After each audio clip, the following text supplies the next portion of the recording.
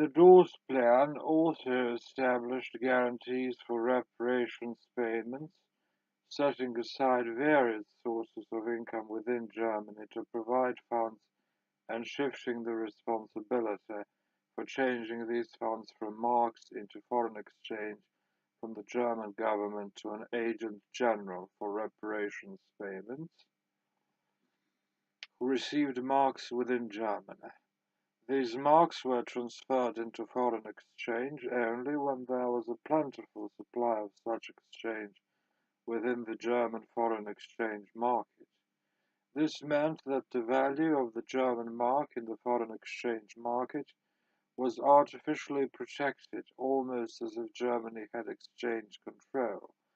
since every time the value of the mark tended to fall, the agent general stopped selling marks. This allowed Germany to begin a career of wild financial extravagance without suffering the consequences which would have resulted under a system of free international exchange. Specifically, Germany was able to borrow abroad beyond her ability to pay without the normal slump in the value of the mark, which would have stopped such loans under no normal circumstances. It is worthy of note that this system was set up by the international bankers and that the subsequent lending of other people's money to Germany was very profitable to these bankers. Using these American loans, Germany's industry was largely re-equipped with the most advanced technical facilities, and almost every German municipality was provided with a post office, a swimming pool, sports facilities, or other non-productive equipment. With these American loans, Germany was able to rebuild her industrial system to make it the second best in the world by a wide margin,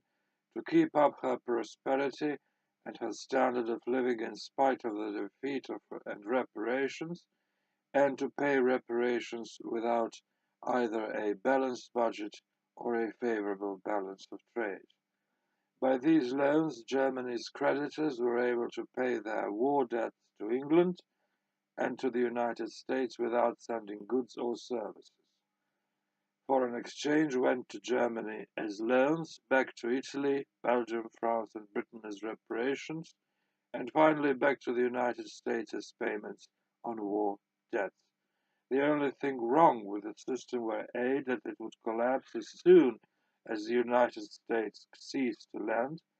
and B, in the meantime, debts were merely being shifted from one account to another,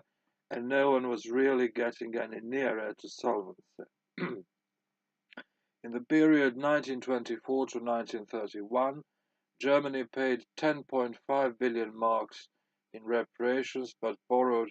abroad a total of 18.6 billion marks. Nothing was settled by all this, but the international bankers sat in heaven under a rain of fees and commissions. The Dawes Plan was replaced by the Young Plan at the beginning of 1930 for a variety of reasons. It was recognized that the Dawes Plan was only a temporary expedient, that Germany's total reparations obligation was increasing, even as she paid billions of marks, because the Dawes Plan payments were less than the payments required by the London schedule, that the German foreign exchange market had to be freed in order